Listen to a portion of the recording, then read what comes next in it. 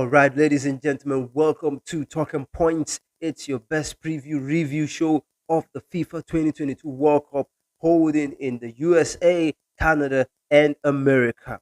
Oh, now we're down to the last four. Of course, we're down to the last four. We're down to the last four. How did we get here? France against Morocco. Great match. I had always said it. If there was any team that could break the resilience of the Moroccan team, it definitely was France. Morocco had been strong all through the competition. They had kept themselves, they had kept their discipline, they had kept their pace.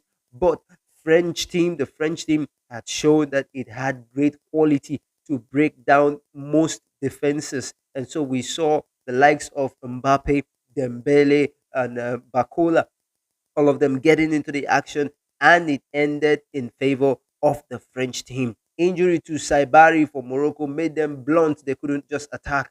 That he was a key threat when you talk about going forward. Saibari was a key threat, but then injury to him blew everything up for them. They had limited options up front, and they couldn't just compete when it came to the final third. And so Mbappe with 8 goals, he looks unstoppable. Maybe this time he would beat Mercy to winning the best player of the competition and getting the golden boot. Yeah, the golden boot. Spain against Belgium was another cracker. Spain against Belgium, interesting game.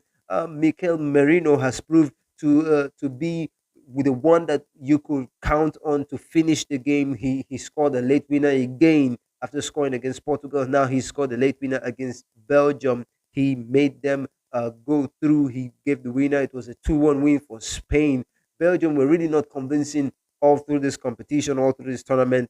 For me, they had not been really convincing.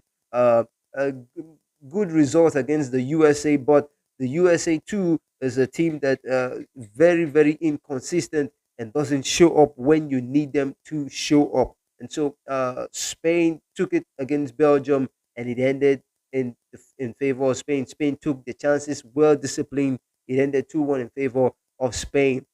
Argentina against Switzerland was also a good game, a great game. Now, I've always said this: the Argentine team has really not been tested. Egypt didn't have a good attack. Egypt did not have a very good attack all through this competition. They struggled to score goals, but they got 2 goals. In fact, they got 3 goals. 1 goal was disallowed. You know, they got 2 goals against Argentina. They broke down Argentina. We must say this. So the Argentine team has really not been tested. If you look at all through the group stages, they've not really met teams that had great quality with attack.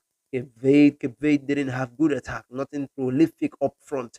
And so when they came up against Switzerland, Switzerland also not very convincing going forward. But Switzerland were quite able to put them to some strenuous tests.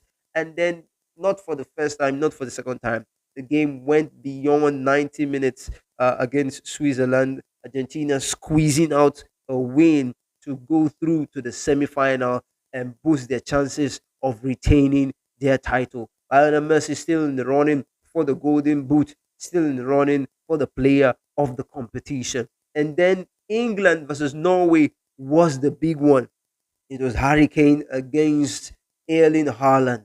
It would have been something mind blowing. But I good credit to both defenses. They were able to limit the chances of Hurricane. They were able to limit the chances of Erling Haaland. The English defense that had really not been tested showed some good stuff in holding Haaland down, pinning him down, and limiting how he moved.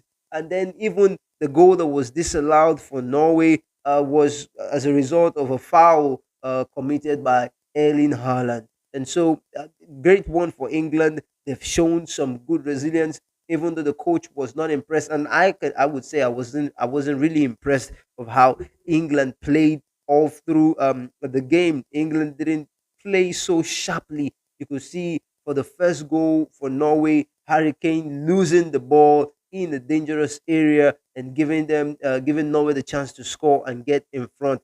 And then controversy again. The ball hit the wire when the Norwegian goalkeeper Nyland played it. It hit the wire, and then England had the chance to score. There were lots of calls for the goal to be cancelled or for VAR to intervene, as VAR has always intervened. But somehow VAR did not intervene, and the game went on. Jude Bellingham with a brace made it 2-1 for England and boosting the chances in getting to the final. Can Thomas Tuchel and his boys get it over the line? That's the big question. So down to the last four, we have France, we have Spain. That game is going to be a blockbuster. We have England against Argentina. This will be the strenuous test for Argentina. It will really be the strenuous test. Attacking side in England, good attacking side, strong attacking side with Harry Kane, 6 goals, Bellingham, 6 goals, and then they're doing something great. They're building something very strong. And then I think England will go all the way to the final. I think England should knock Argentina out of the competition. And for Spain and France, well, Spain have done well. They've come a long way. Good game. Yamal has been showing his good sense of attack, and he's been doing well. But I think France, they have the better quality to get themselves over the line. So until we'll see at the end of the semi-final games, it's gonna be a great one, and I'm sure you're gonna enjoy it. Until then, stay blessed. Jesus loves you. God bless you. Have a lovely time.